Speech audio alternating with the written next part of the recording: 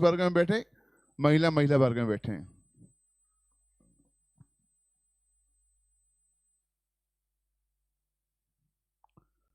सावधान जिनवाणी विराजमान कर रहे हैं। स्याद्वादिनय षट द्रव्य गुण पर आए और प्रमाण का, जड़ कर्म चेतन बंध कारू कर्म के अवसान का। कह कर स्वरूप यथार्थ जग का, जो किया उपकार है, उसके लिए जिन वाणी माँ को वंदना शत बार है, वंदना शत बार है। जिनवाणी माता की जय हो। अपना स्थान ग्रहण करें और जो भाई बहन यहाँ वहाँ हैं अथवा प्रांगण में बाहर बैठे हुए हैं, उनसे विनम्र निवेदन है शीघ्र अंदर पहुंचे। डॉक्टर प्रवीण जी शास्त्री जो कर्णान योग के विशेषज्ञ हैं, गुरुस्थान पर जिनका बहुत गहरी पकड़ है और बहुत सुंदर विषय यहाँ पर प्रस्तुत करते हैं, निवेदन सभी लोगों से अंदर पहुंचे और किट आप कॉपी पेन लेके बैठ जाएं। भैया किट लग देना, यहाँ पर सुनिए जरा, किट किट, हाँ, जिन्हें कॉपी पेन चाहिए है वे लेकर बैठें, नोट करें और कुछ शंकाएं हो, जिज्ञासा हो, जरूर आप अपने प्रश्न यहाँ पर रख सकते हैं।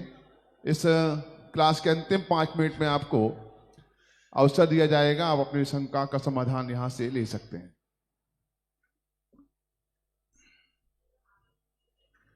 जो विषय यहाँ चलेगा उस विषय की पीडीएफ सामने पीछे स्क्रीन पर भी आएगी। हेलो आप उसका भी लाभ ले सकते हैं।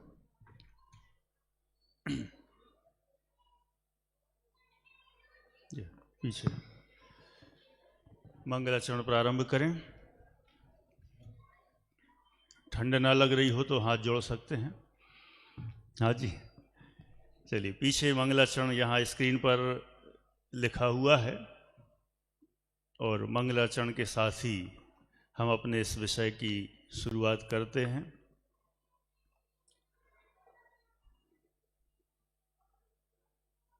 नमन करूं श्री वीर जिन नेमिनाथ जिन राय, सूरी नेमि चंद्र जिन आत्म तत्व दर्शाए।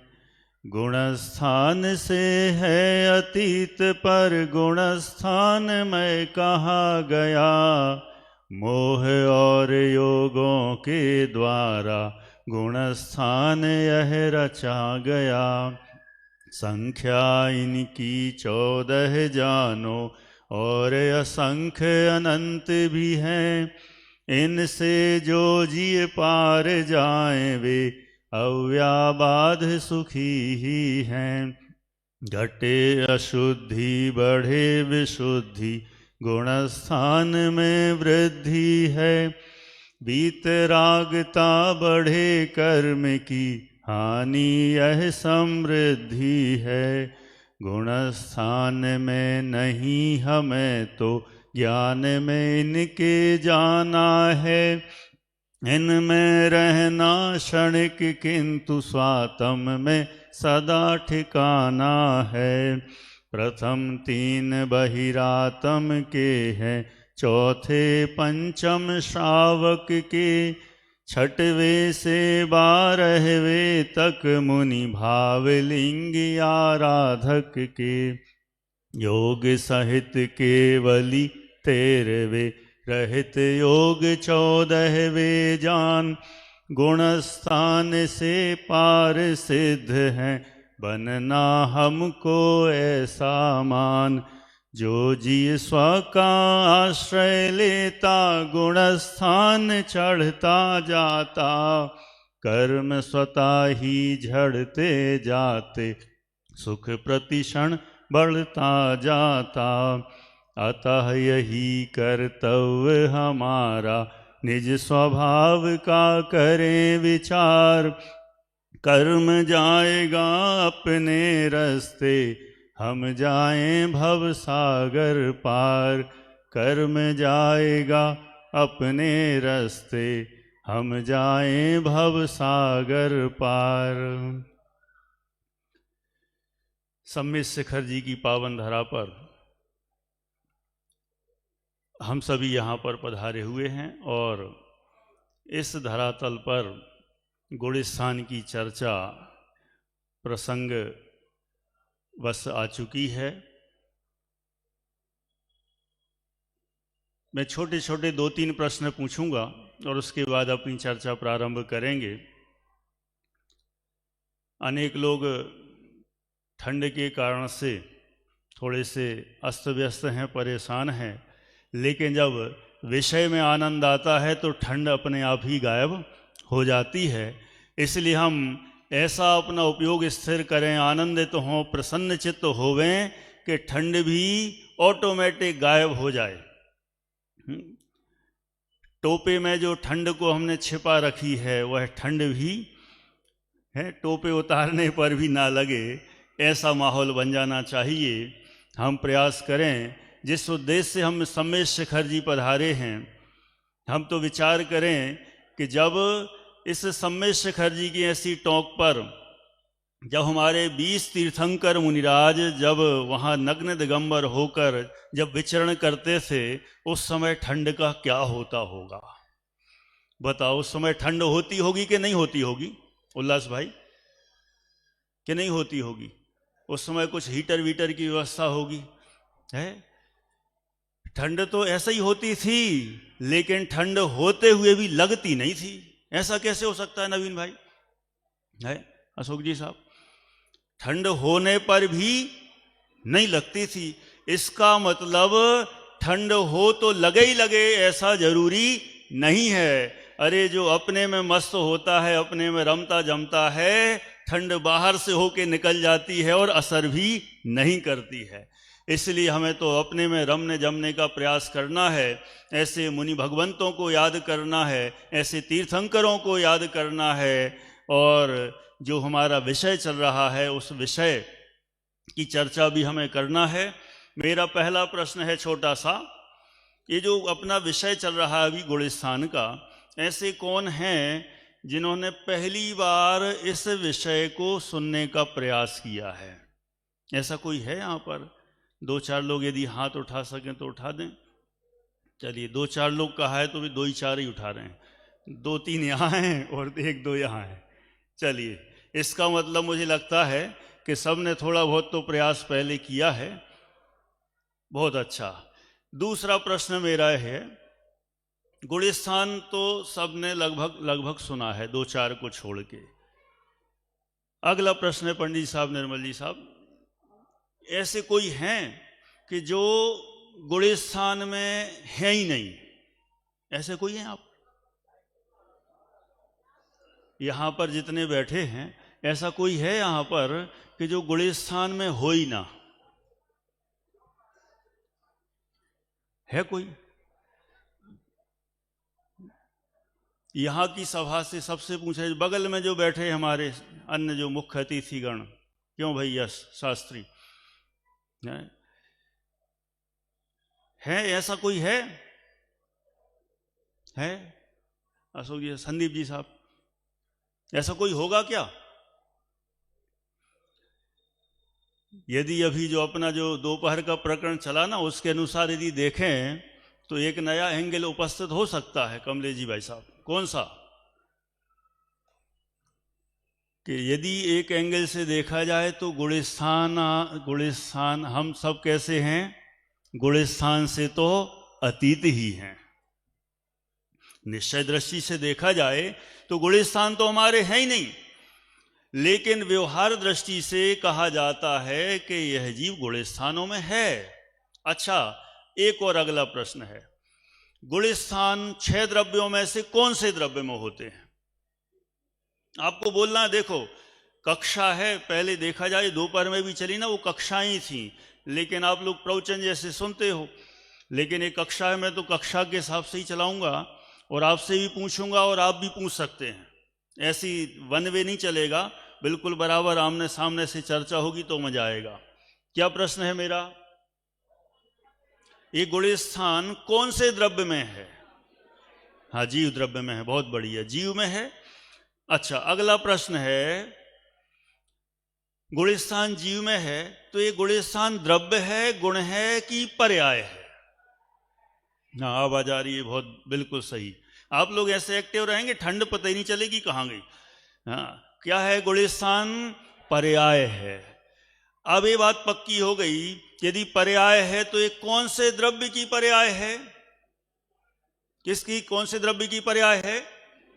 जीव द्रव्य की पर्याय है। किसकी पर्याय है? जीव द्रव्य की पर्याय है। अब ये जीव द्रव्य की पर्याय है, अब मुझे बताओ पर्याय कितने समय की? एक समय की। इसका मतलब ये गुणस्थान यदि है, कोई बात नहीं, लेकिन है कितने समय का? एक समय का है। अच्छा, अब मुझे बताओ कि हमारा गुणस्थान कौन सा है, ये बताओ। देखो, कई लोग तो कॉन्फिडेंस से बोलते हैं, गर्व से, पहला नंबर का कौन सा है? मिथ्या। कई लोग नहीं बोलते हैं? कई लोग नहीं बोलते, कई लोग सोचते हम क्यों बताएं, हमारा जो है सो हमारे अंदर है, हम क्यों बताएं आपको, आप अपना जानो, हम अपना जाने। कई लोगों को तो पता ही नहीं रहता कि गुणस्थान क्या है। जब ऐसा पूछो ना कि गुणस्थान कितने होते हैं, 14 होते हैं, आपका कौन सा है? ऐसे जब अन्ना जी थे ना, आदरणीय अन्ना जी को तो सब जानते हैं ना, उनने गुणस्थान को सारे देश भर में विश्वविख्यात कर दिया। जब भी ऐसा प्रश्न पूछते थे, क्यों साहब आप लोगों को अपना गुणस्थान पता है? कहते हैं कि हाँ, कौन सा है आपका? तो कहते हैं देखो साहब, अपन तो ठहरे अज्ञानी, हमारा तो आखिरी नंबर का होगा, 14वें नंबर का। आप ज्ञानी हो, इसलिए पहला नंबर तो आपका ही होगा। वाह! देखो, जिनको गुणस्थानों की समझ ना हो, वे सामने वाले को तो पहले नंबर पे बिठा दें और अपने आप को 14वें नंबर पर ले जाएं। ऐसा होता है। इसलिए गुणस्थानों का ज्ञान हमें होना चाहिए। मैं नहीं कह रहा हूं बहुत सूक्ष्मता से, लेकिन बेसिक ज्ञान तो इतना हो कि हमारा गुणस्थान कौन सा है। अच्छा, यहां तक तो कई लोगों ने स्वीकार कर लिया कि कौन सा गुणस्थान है सबका, मोटे मोटे तौर से कौन सा है? पहला है। सबका नहीं कह रहा हूं, है ना, नहीं तो कोई लड़ाई करने आ जाए कि आपने सब पे। पहले मैं ऐसा ही कहता था, पंडित साहब, निर्मल जी, अरुण जी साहब, मैं पहले ऐसा ही कहता था, हम सबका गुणस्थान कौन सा है? पहला है। मैं ऐसा ही बोल देता था कॉन्फिडेंस से। तो एक जन भूल पड़े, आपने ऐसा क्यों कहा हम सबका है?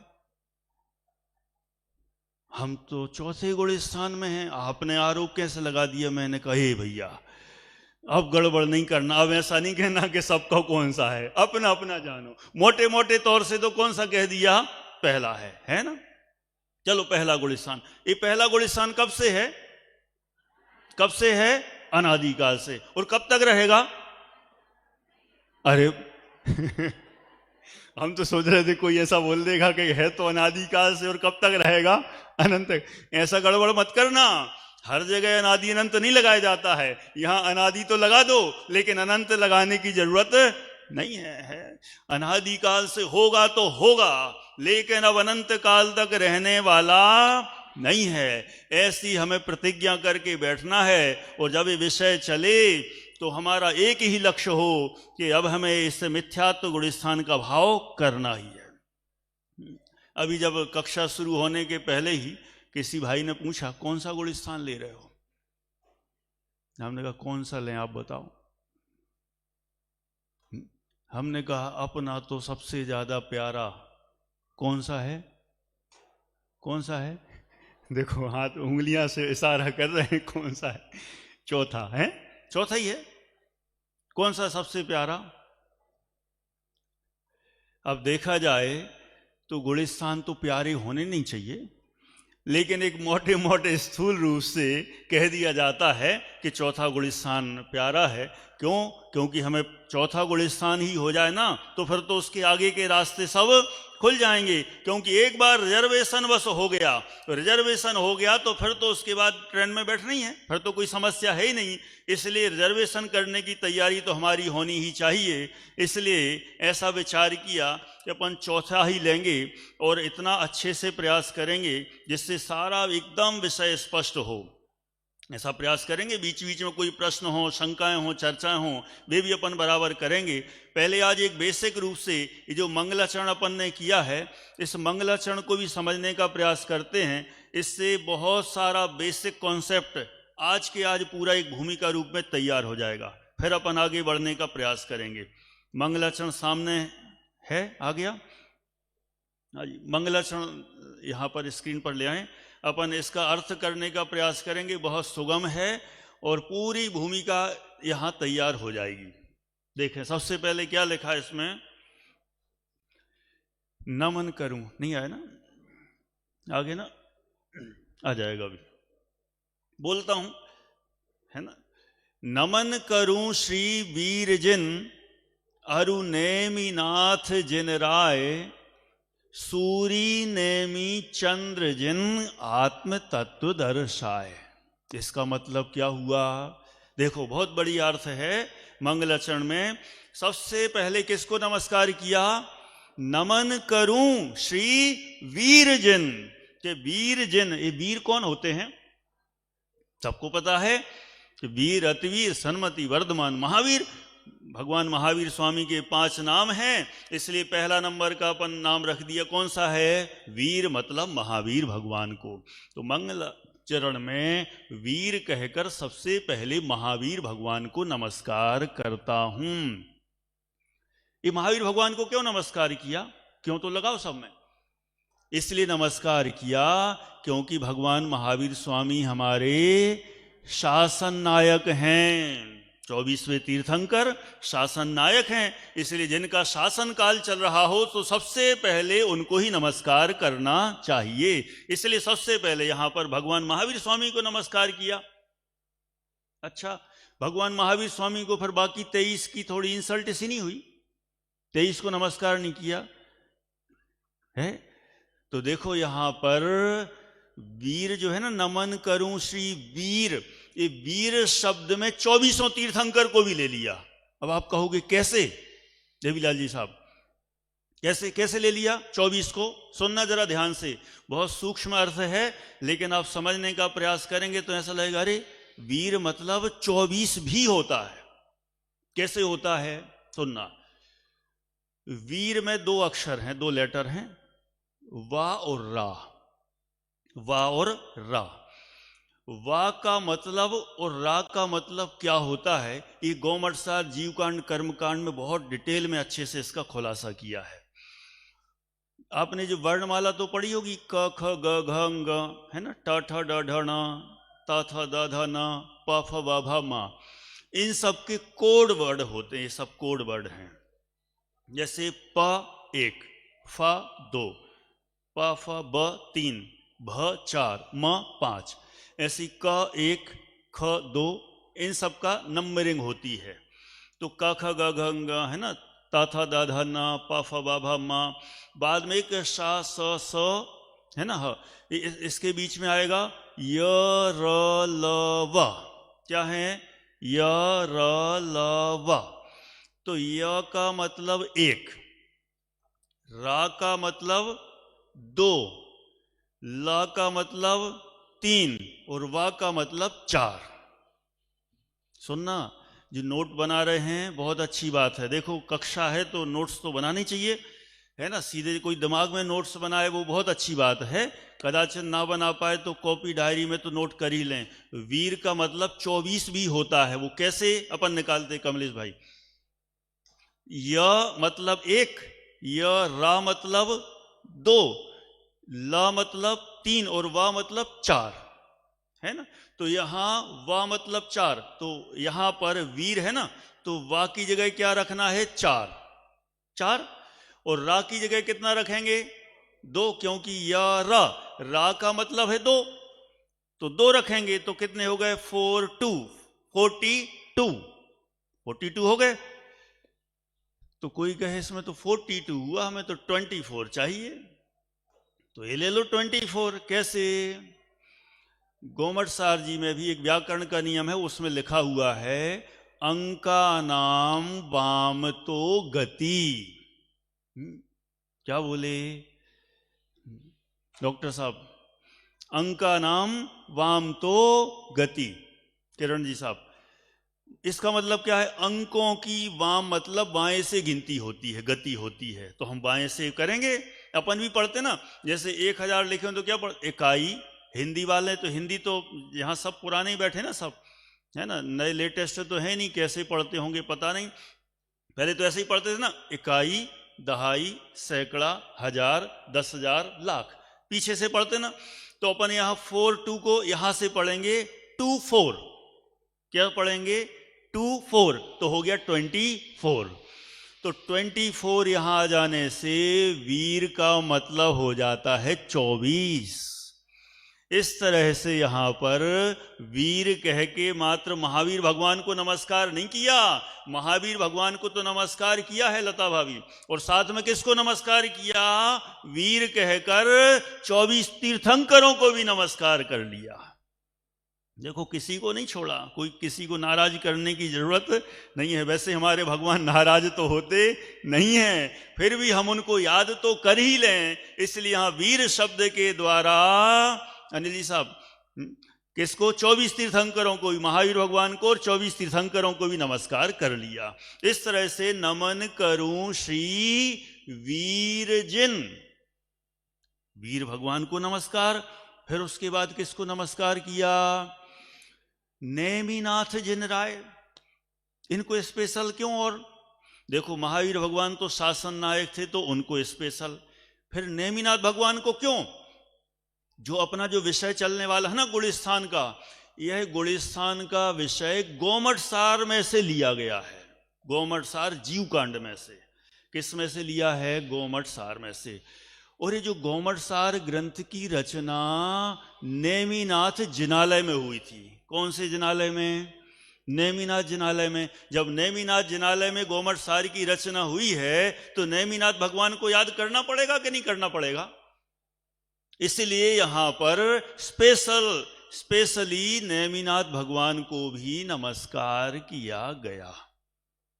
एक एक पॉइंट टू पॉइंट चल रहा है अपन आराम से, कि यहां नेमिनाथ भगवान को इसलिए क्योंकि गोमटसार की रचना नेमिनाथ जिनालय में हुई और ये गुणस्थान का विषय गोमटसार का ही विषय है, इसलिए नेमिनाथ भगवान। इसके बाद अगली लाइन पर आते हैं, क्या लिखा? सूरी नेमि चंद्र जिन। सूरी माने होता है आचार्य, आचार्य। और कौन से आचार्य? नेमि चंद्र। नेमि चंद्राचार्य को भी नमस्कार करते हैं। नेमि चंद्र आचार्य, नेमि चंद्र सिद्धांत चक्रवर्ती, बेलोकर जी साहब। ये नेमि चंद्र आचार्य, नेमि चंद्र सिद्धांत चक्रवर्ती को क्यों नमस्कार किया? क्योंकि अब भी जाना, ये गुणस्थान का विषय गोमटसार में से आया और गोमटसार की रचना किसने की? आचार्य नेमि चंद्र सिद्धांत चक्रवर्ती ने की। आपको पता है इसकी घटना? 2 मिनट में बस बताता हूं, फिर आगे बढ़ते हैं। ये गोमटसार की रचना कैसे हुई? एक बार विजन वन में, कौन सा वन? नाम ही कितना बढ़िया है, कौन सा? विजन। और इंग्लिश में भी उनका भी एक विजन बन गया था, गोमटसार को रचने का विजन। ऐसे ही विजन वन था, हिंदी वाला विजन है और वो इंग्लिश वाला अलग चीज होती है।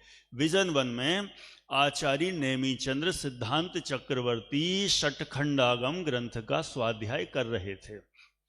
और षटखंडागम का स्वाध्याय करते समय उसी समय चामुंड राय, राजा चामुंड राय वहीं पर जंगल में से चलते चलते वहां पर पहुंचे और आचार्य के सामने एकदम झुककर बस नमस्कार करने लगे। तो आचार्य नेमि चंद्र ने गोमटसार ग्रंथ षटखंडागम ग्रंथ बंद कर दिया। तो उन्होंने कहा, चामुंड राय ने कहा, अरे आचार्य ऐसा क्यों?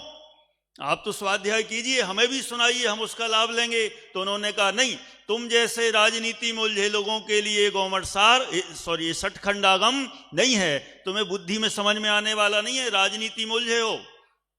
तो उन्होंने कहा, तो फिर कृपा करके हमारे लिए भी कोई ऐसा ग्रंथ लिख दो जो हमारी बुद्धि गम्य हो जाए, हमें कुछ समझ में आ जाए, कुछ तो कर दो। तो आचार्य नेमि चंद्र ने उनके निमित्त से गोमटसार की रचना की। तो इसका नाम गोमटसार क्यों रख दिया? इसलिए रख दिया क्योंकि राजा चामुंडराय का घरेलू नाम, घरेलू जैसे आजकल नहीं होते, जैसे दूसरा नाम कुछ और होता है, जैसे किसी का नाम राजकुमार है तो घर पे क्या बोलते? राजू, है ना। किसी का नाम गोलू, किसी का नाम पप्पू, ऐसे नाम होते हैं ना, सोनू, मोनू, ऐसे नाम होते हैं। ऐसे ही राजा चामुंडराय का घर का नाम था गोमट। क्या नाम था? गोमट। गोमट माने सुंदर। ये उस तरफ का दक्षिण भारत का नाम है गोमट।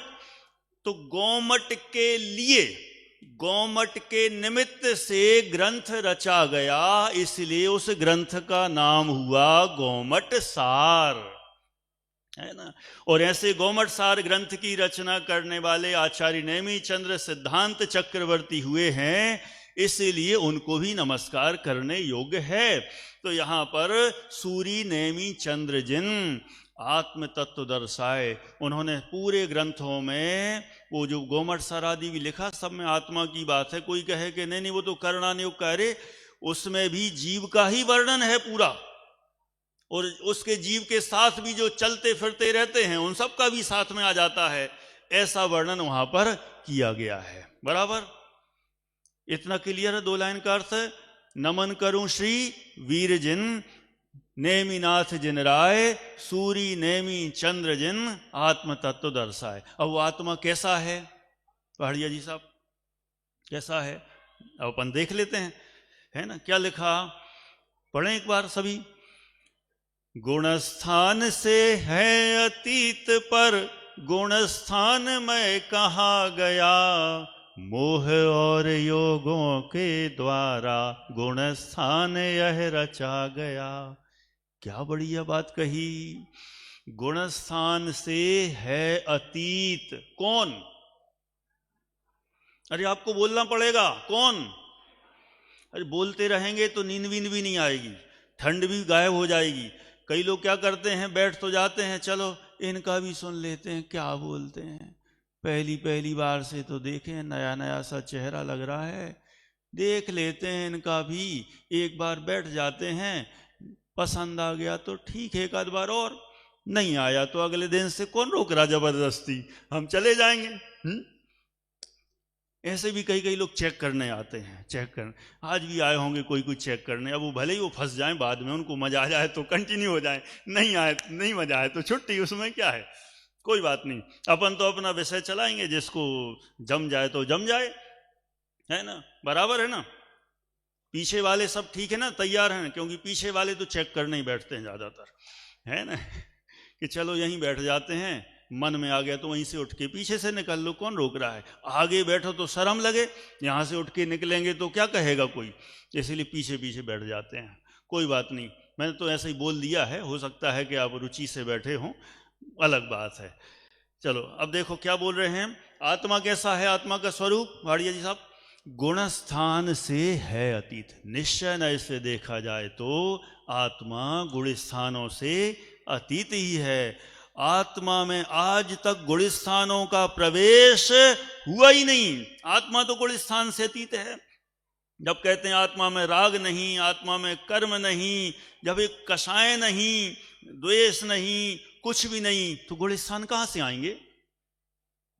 आचार्य कुंद देव ने समय सार की गाथा नंबर 68 नंबर, उसमें ही कितना वर्णन कर दिया कि मोहन कम मस्तुदया दुबर्णिया जे में गुणठाणा ते कहे हवंती जीवा जे नित्यम अचेदना उत्ता, कि गुणस्थान तो नित्यम अचेदना उत्ता, कि ये तो सब अचेतन है, मन जीव के अंदर है ही नहीं, बाहर सीधा कर दिया। इसलिए आत्मा तो कैसा है, स्वभाव से गुणस्थान से अतीत है। जब गुणस्थान से अतीत है ये निश्चय से, चंदू भाई जी, फिर दूसरे नंबर पर क्या कह दिया, गुरुदेव जैसी भाषा ना, कहा गया, कहे वामा आवे छे, है ना, कहने में आता है। तो यहां पर लिखा गुणस्थान मय कहा गया, हुआ नहीं है। गुणस्थान मय कहा गया, ये व्यवहार नय का कथन है। निश्चय से तो आत्मा गुणस्थान से अतीत है और व्यवहार नय से गुणस्थानमय कहा जाता है। तो गुणस्थान कहते किसे हैं ये तो बताओ।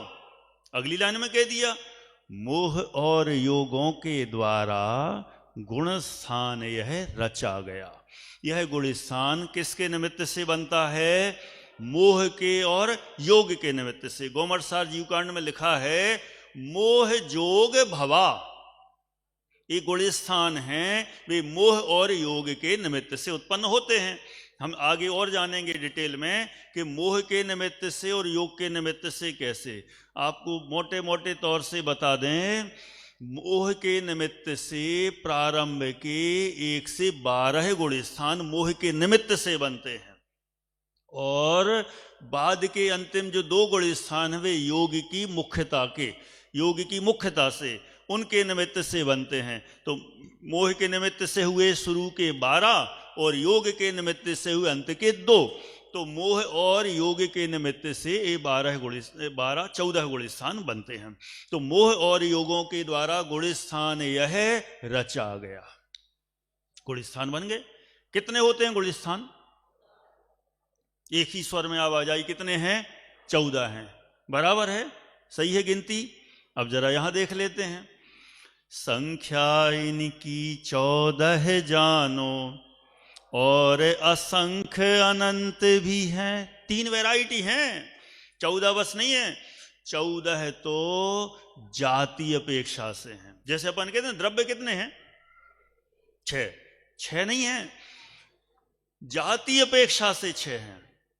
6 प्रकार के हैं। अपन देखो एक्चुअल में भाषा तो ये है, द्रव्य 6 नहीं है, 6 प्रकार के हैं। 6 प्रकार के हैं। द्रव्य तो अनंत अनंत होते हैं।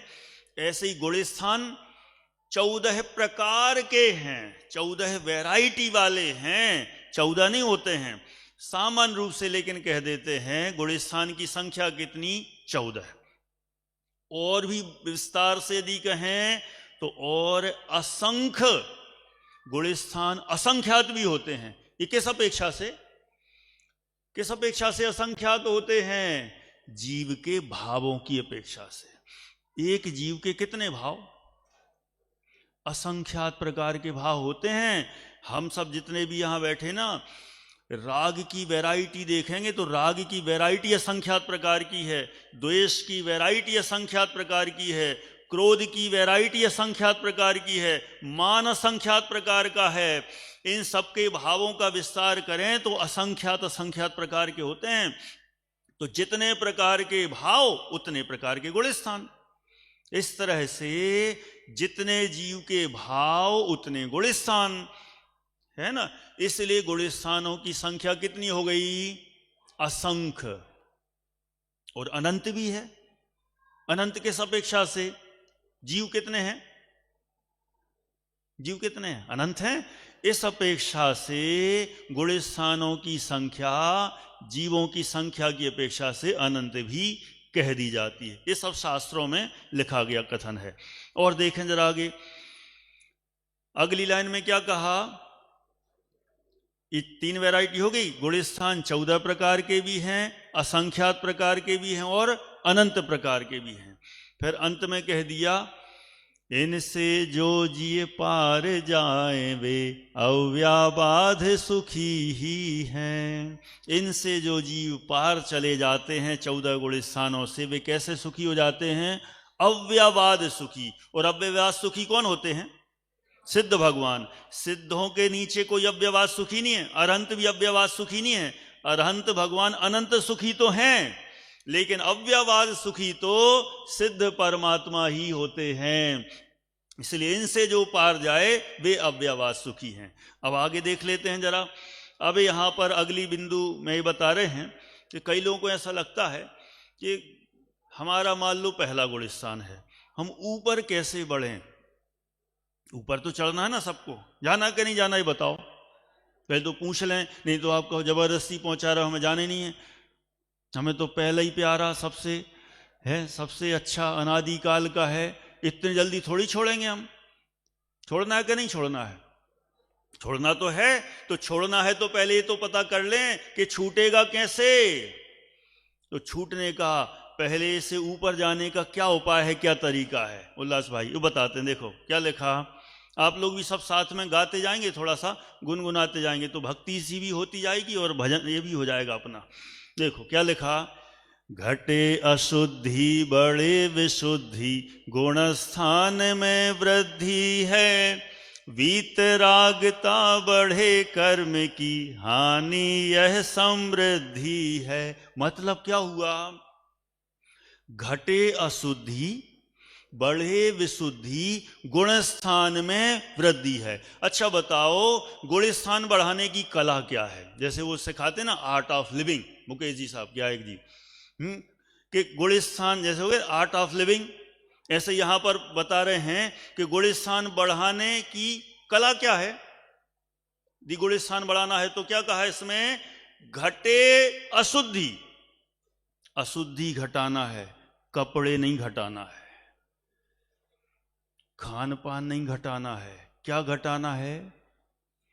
क्या क्लियर है सिस्टम?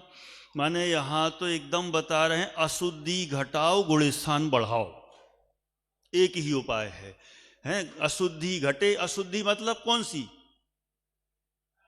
शरीर की नहीं कि लक्स लगाओ और शैम्पू लगाओ और अशुद्धि घटाओ, ये वाली अशुद्धि घटाने की बात नहीं कर रहे हैं। कौन सी अशुद्धि घटाना है? मोह राग द्वेष कषायों की अशुद्धि। ये अशुद्धि घटे तो गुण स्थान बढ़े। घटे अशुद्धि बढ़े विशुद्धि। और आगे क्या कहा? घटे अशुद्धि बढ़े विशुद्धि, गुण स्थान में वृद्धि है। देखो गुण स्थान में यदि वृद्धि करना है, ऊपर चढ़ना है, तो अशुद्धि घटाना एक ही उपाय है, अन्य कुछ भी नहीं है। और आगे कहा वीतरागता बढ़े, कर्म की हानि हो। कर्म की हानि यह समृद्धि है। माने समृद्धि एक्चुअल में किसका नाम है? कि वीतरागता बढ़ जाए और कर्म की हानि हो जाए, ये समृद्धि है। लेकिन हमें तो लगता है धन पैसा इकट्ठा हो जाए वो समृद्धि है।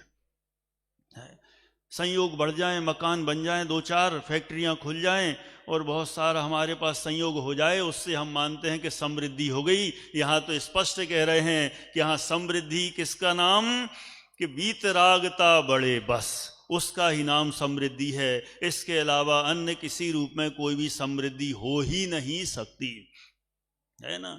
अब आगे का बिंदु क्या लिखा है? गुण स्थान में नहीं हमें तो ज्ञान में इनके जाना है। किस में जाना हमें? एक्चुअल में हमें गुण स्थान में नहीं जाना है, क्योंकि गुण स्थान में तो हम अनादि से ही हैं। व्यवहार की दृष्टि से गुण स्थान में तो अनादि से हैं। तो यहां लिखा गुण स्थान में नहीं हमें तो ज्ञान में इनके जाना, माने इनको जानना है। कब तक रहना है इनमें? इनमें रहना क्षणिक किंतु स्वातम में सदा ठिकाना है। तो कई लोग जो सोच रहे हैं ना चौथा मिल जाए, चौथा मिल जाए, कब तक? कब तक मिल जाए शीतल जी साहब? चौथा मिल भी जाए, कब तक मिले, कब तक टिका रहे? देखो हम टिकाने की कोशिश भी करेंगे तो चौथे गुण स्थान की भी एक्सपायरी डेट होती है। इसमें आएगा सब, अभी अपन पढ़ेंगे ना। कोई कहे ये कहाँ से आ गई एक्सपायरी डेट? आज तक तो सुनी थी कि दवाइयों की एक्सपायरी डेट होती है। डॉक्टर साहब, किरण जी साहब, इसकी भी गुण स्थान की भी एक्सपायरी डेट होती है। ये हमने थोड़ी सी अभी की वर्तमान की भाषा में कहा, शास्त्र की भाषा में कहेंगे तो हर एक गुण स्थान का अपना अपना काल होता है। जघन्य काल भी होता है मिनिमम, और मैक्सिमम काल भी होता है, उससे ज़्यादा तो रह ही नहीं सकते हैं। इसीलिए गुण स्थान बहुत लंबे टाइम तक वैसे नहीं रहने वाला है ना। तो यहाँ लिखा कि हमें तो इनमें रहना क्षणिक किंतु स्वातम में सदा ठिकाना है। अब आगे जरा देख लें। अब ये जो 14 गुण स्थान हैं उनका डिवीजन कर रहे हैं, कौन कौन से गुण स्थान में कौन कौन से जीव कहे गए हैं। देखें जरा आगे। प्रथम 3 बहिरातम के हैं, चौथे पंचम श्रावक के, छठवे से 12वें तक मुनि भावलिंगी आराधक के। एकदम क्लियर है। कहां से कहां तक? पहले से लेकर 3 गुण स्थान किसके हैं? बहिरात्मा के। बहिरात्मा तो जानते हैं ना सब। बहिरात्मा कौन कहलाते हैं? आपने देखे ऐसे कोई जीव जो बहिरात्मा हो? हंसी आती है। हैं कहां देखे? है? जो आत्मा से बाहर हैं, बहिरात्मा। आत्मा से जो बाहर हैं, माने आत्मा को जो जानते ही नहीं, वे सब कहलाते हैं बहिरात्मा। अब किसी को क्या देखना है? इधर उधर ढूंढो, कहाँ है पता लगाओ, खोजोगे तो पाओगे। यहाँ तो अपने आप ही पता चल जाता है कि हम आत्मा के बाहर हैं, तो हो गए बहिरात्मा। इसलिए पहले के 3 गुण स्थान वाले क्या कह दिया? प्रथम 3 बहिरात्म के हैं, क्योंकि ये तीनों आत्मा से बाहर हैं, इनको आत्मा की खबर ही नहीं है, इसलिए प्रथम 3 बहिरात्म के हैं। और चौथे पंचम श्रावक के। चौथे और 5वें गुण स्थान वाले किसके? एक गुण स्थान श्रावकों के हैं। चौथे गुण स्थान वाले अविरत श्रावक हैं, और पंचम गुण स्थान वाले व्रती श्रावक हैं। दोनों में इतना अंतर है। चौथे वाले कौन से? आवाज तो आई नहीं। अविरत श्रावक। और पंचम वाले व्रती श्रावक हैं। तो चौथे और 5वें वाले श्रावक के हो गए। और आगे कहें कौन से? छठवें से 12वें तक मुनि भावलिंगी आराधक के। छठवें गुण स्थान से लेकर 12वें गुण स्थान वाले सभी कौन हैं? भावलिंगी आराधक हैं, मुनिराज हैं, ऐसे नग्न दिगंबर साधु हैं। तो छठवें से 12वें तक मुनि भावलिंगी आराधक के। उसके बाद 13वें 14वें वाले कौन? योग सहित केवली 13वें, रहित योग 14वें जान। योग सहित कौन है? सयोग केवली 13वें गुण स्थान वाले। केवली मतलब केवल ज्ञानी भी हैं, योग सहित हैं। तो केवल ज्ञानी होने के साथ योग भी है, इसलिए 13वें गुण स्थान वाले कहलाते सयोग केवली। 13वें गुण स्थान। और 14वें गुण स्थान में क्या है? रहित योग 14वें जान।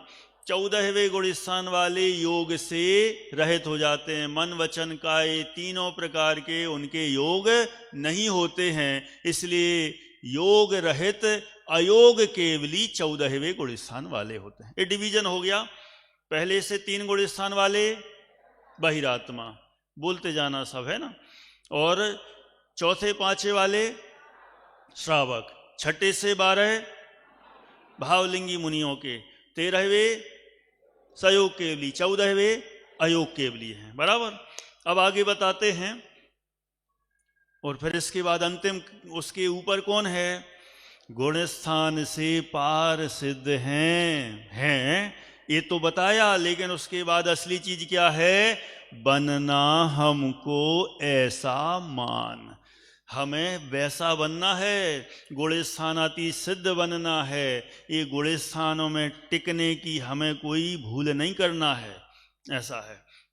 और अंत में कहते हैं, अंतिम छंद है, जो जिय स्व का आश्रय लेता, गुण स्थान चढ़ता जाता, कर्म स्वतः ही झड़ते जाते, सुख प्रतिक्षण बढ़ता जाता। किसका आश्रय लेना हमें?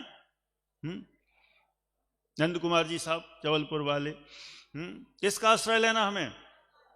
बस एक ही काम करना है, जो जिए स्वा का आश्रय लेता। हमें बस एक ही काम करना है, स्वा का आश्रय। देखो, गुणस्थान भी चढ़ना हो तो हमें गुणस्थानों की कोई सीढ़ियां बनी हुई हो ऐसा नहीं चढ़ना है ना। अपन ने वो गुणस्थान में चित्र देखा ना, कैसा चित्र देखा? सीढ़ियां बनी हुई हैं। कई लोगों को ऐसा लगता है ये सीढ़ियां कहाँ हैं। जब पहली बार जब कोई गुणस्थान जो नहीं समझता, जैसे अभी कहा था हमारा तो साहब आखिरी नंबर का है, पहला नंबर तो आपका ही होगा, ऐसा जो कहते हैं, ऐसे ही वो जो गुणस्थान का पिक्चर देख के भी ऐसा ही कहते होंगे कि यार ये सीढ़ियां बनी हुई हैं, ऐसे ही चढ़ते चले जाते होंगे। कहाँ बनी है सीढ़ियां? कहाँ है सीढ़ियां? ये सीढ़ियां कहीं और नहीं बनी है, सब अंदर ही हैं। अपनी भाव विशुद्धि बढ़ती चली जाती है, अशुद्धि घटती चली जाती, ऑटोमेटिक ऊपर चले जाते हैं। तो हमें करना क्या है गुण स्थानों में चढ़ने के लिए? कि एक ही काम करना है, जो जिये स्वा का आश्रय लेता। स्वा मतलब अपने ज्ञायक भाव का आश्रय लेता है, परम पारनामिक भाव का आश्रय लेता है, त्रिकाली ध्रुव का आश्रय लेता है ना। समय सार आदि की भाषा में, जिस भाषा में कहना हो, अपने आत्मा का आश्रय लेता है। तो जो जिये स्वा का आश्रय लेता, गुण स्थान चढ़ता जाता है, ऑटोमेटिक चढ़ता जाता है। और ऑटोमेटिक ही सारे काम होते हैं सब, हमें कुछ नहीं करना है ना। जिनको लगता है ना ये कौन करे, तो कुछ मत करो, एक ही काम करो। क्या करो? स्वा का आश्रय। तो जो जी ये स्वा का आश्रय लेता, गुण स्थान चढ़ता जाता। जैसे अपन वो एक्सकेलेटर होता ना, तो उसमें क्या करना है? बस उसका आश्रय लेना है। बस अब एक बार खड़े हो जाओ है, फिर क्या होगा? फिर हमें चढ़ने की जरूरत है, फिर कुछ नहीं चढ़ना, ऑटोमेटिक ही वो चढ़ा देगा। ऐसे यहां पर भी ऐसा ही करना है कि जो जी स्वा का आश्रय लेता, गुण स्थान चढ़ता जाता। और एक काम और साथ में पैरेलल चलते रहते हैं। कौन से? कर्म स्वतः ही झड़ते जाते। हमें झड़ाने की जरूरत नहीं है, नष्ट करने की जरूरत नहीं है कि हम उनको नष्ट करने के लिए कुछ प्रहार करें, किसी से हटाएं, उनको नष्ट करें। ऐसा कुछ भी करने की जरूरत नहीं है। कर्म स्वतः ही झड़ते जाते। वास्तव में देखा जाए, कर्म तो परद्रव्य है, पुद्गल द्रव्य है, उसको जीव छू भी नहीं सकता है। ताकत अभी ये समय सार जी नहीं चल रहा है, नहीं तो है ना, उसकी भाषा में भी कहें तो ये कर्म तो पुद्गल है, परद्रव्य है। जीव में और कर्म में अत्यंत भाव है, दोनों के बीच में वज्र की दीवार खड़ी है। तो हम कर्म को झड़ाने वाले, खिराने वाले होते कौन हैं? हम तो अपना काम करें, कर्म में अपने ऑटोमेटिक अपना काम होता है। तो कर्म स्वतः ही झड़ते जाते, और साथ में क्या हो रहा है? सुख प्रतिक्षण बढ़ता जाता। सारे काम एक साथ हो रहा है, हमें एक ही काम करना है। स्वा का आश्रय लो, और एक के साथ वो कहते ना, वो आते हैं मार्केट में, क्या आते हैं मुकेश जी साहब, भाई साहब, गायक जी, तो क्या बाय वन गेट वन कितने चाहिए? यहां तो बहुत सारे हैं। वन बाय क्या? स्वा का आश्रय लो, और साथ में क्या लो? गुण स्थान चढ़ता जाता, कर्म स्वतः ही झड़ते जाते, सुख प्रतिक्षण बढ़ता जाता। बस एक ही खरीदो, तीन एक के पास, एक के साथ तीन फ्री हैं, कुछ नहीं करना है ना। 1 बाय गेट 1 फ्री, सुख प्रतिक्षण बढ़ता जाता। अंत में यही बता रहे हैं, अतः यही कर्तव्य हमारा। क्या कर्तव्य है? एक ही कर्तव्य है कि निज स्वभाव का करें विचार, कि हमें तो अपने स्वभाव का विचार करना है। और कर्म जाएगा अपने रास्ते, हम जाएं भव सागर पार। कर्म अपने रास्ते जाएगा और हम भव सागर पार चले जाएंगे। ऐसी ये गुण स्थान की विशेष रूप से आज समझ लो अपनी भूमिका ही हुई है। मुझे लगता है कि ऐसी भूमिका में एक मोटा बेसिक कॉन्सेप्ट क्लियर हुआ होगा। जितना हुआ बस पॉइंट टू पॉइंट कह देता हूं, फिर यदि किसी को प्रश्न हो तो कर सकते हैं। क्या हुआ आज? हमने देखा सबसे पहले तो यहां नमस्कार किया। परंपरा है हमें किसको नमस्कार करना चाहिए? जब भी हम कोई भी काम करें तो अपने इष्ट देव को नमस्कार करना चाहिए। तो सबसे पहले बिंदु में भगवान महावीर स्वामी को नमस्कार किया, उनका शासन चल रहा है। अन्य भी तीर्थंकरों को भी साथ में ले लिया। 24 तीर्थंकर वर्तमान काल की 24 ही हैं, उनको ले लिया। फिर नेमिनाथ भगवान को स्पेशल और लिया, क्योंकि ये विषय सब उनके जिनालय में ही निर्मित हुआ है, इसीलिए उनको भी याद कर लिया। फिर जिन्होंने निर्मित किया है ऐसे नेमी चंद्राचार्य को भी नमस्कार कर लिया। सबको नमस्कार करके बताया कि इन सब ने हमें आत्मा का स्वरूप दर्शाया है। अब आत्मा वैसे देखा जाए है तो गुण स्थानों से अतीत, लेकिन व्यवहार से गुण स्थानमय कहा गया है। फिर गुण स्थान किसे कहते हैं? तो कह दिया मोह और योग के निमित्त से बनते हैं। समरी कर रहा हूं बराबर। है ना। मोह और योग के निमित्त से बनते हैं, ऐसे गुणस्थान होते हैं। अब गुणस्थानों में कहा चढ़ें कैसे, तो कहा अशुद्धि को घटाओ, बस एक ही उपाय है, तो ऑटोमेटिक चढ़ते जाएंगे। इतनी बात कही। फिर कहा कि हमें गुणस्थान में जाना है कि गुणस्थान के ज्ञान में जाना है, तो कहा हमें गुणस्थान में नहीं जाना, हमें तो गुणस्थान का मात्र ज्ञान करना है। इतनी बात कही। अंत अगले उसमें आए कि गुणस्थानों का डिवीजन कर दिया कि पहले के 3 गुणस्थान बहिरात्मा के हैं, चौथे पंचम श्रावक के हैं, छठे से 12वें तक भावलिंगी मुनिराजों के हैं, 13वां सयोग केवली का, 14वां अयोग केवली का गुणस्थान है। अब हमें करना क्या है कि अपना स्व का आश्रय लेना है, गुणस्थान चढ़ते जाएंगे, कर्म झड़ते जाएंगे, सुख बढ़ता जाएगा। इसलिए हमारा यही कर्तव्य है कि हम निज स्वभाव का विचार करें। कर्म अपने रास्ते, तुम अपने रास्ते, हम अपने रास्ते, ऐसा काम हो जाएगा। इतनी चर्चा अपन ने आज की है। कोई प्रश्न हो इससे संबंधित तो कर सकते हैं, बाकी तो अपनी चर्चा होती रहेगी। ठीक, अभी हम सबने डॉक्टर प्रवीण जी के द्वारा गुणस्थान का सामान्य परिचय प्राप्त किया। परिचय का भी तो मात्र रूपरेखा ही बनी है और विषय बहुत गहन है, और ये तो विषय ऐसा कि सालों चले तो भी इसका समय कम पड़ जाए, तो भी जितना बन सकेगा इन 7 दिनों के अंतर्गत कोई निश्चित विषय के आधार से चर्चा आगे बढ़ेगी। आप नोट करते रहें, जब समय अनुकूल होगा आपको अवसर दिया जाएगा, आप जरूर प्रश्न अपने पूछ सकते हैं। अभी हम यहाँ विराम ले